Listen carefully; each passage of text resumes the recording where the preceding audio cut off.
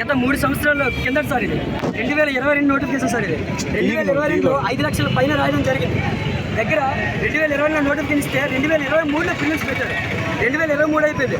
24లో మేము రోడ్డు ఎక్కితే కానీ ఈవెంట్స్ పెట్టలేదు సార్. ప్రతిసారి మాకు దక్కాల్సిన హక్కులు, మాకు దక్కాల్సిన న్యాయం మేము పొందాలి అంటే రోడ్డు ఎక్కితే కానీ మాకు ఎవరు పట్టించుకోవట్లేదు.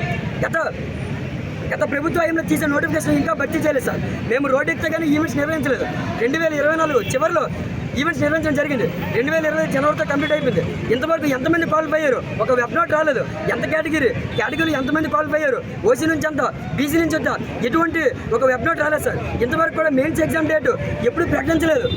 అదేవిధంగా చూసుకున్నట్లయితే దీంతో పాటు సమానంగా వచ్చే నోటిఫికేషన్ ఎస్ఐ నోటిఫికేషన్ కంప్లీట్ చేయడం జరిగింది సార్.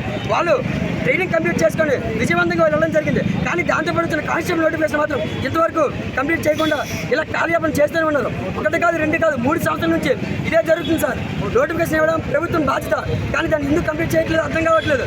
అదేవిధంగా చూసుకున్నట్లయితే కేసులు సార్, హోంగార్డ్ కేసు ఇది ఇప్పుడు కేసు అయితే కాదు సార్. ఇది 2012లో కేసు సార్. యాక్చువల్లీ ఇది అప్పుడు గత ప్రభుత్వంలో 2012లో వచ్చేసి కేసు ఏమో వచ్చేసి రద్దు చేస్తే మళ్ళీ దాన్ని రిఫరెన్స్ తీసుకొచ్చేసి ఈ కేసులు మళ్ళీ కోర్టులోకి జతపరచడం జరిగింది సార్. అయితే ఇక్కడ చూసుకున్నట్లయితే సార్ హోంగార్డులు 2000 మంది ఉన్నారు. వాళ్ళకి గత ప్రభుత్వం వచ్చేసి 40% రిజర్వేషన్ ప్రకటించడం జరిగింది.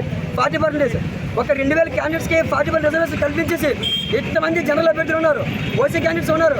వీళ్ళకని వచ్చేసి ఎటువంటి రిజర్వేషన్ లేక సంవత్సరానికి కొన్ని లక్షల మంది రావడం జరుగుతుంది.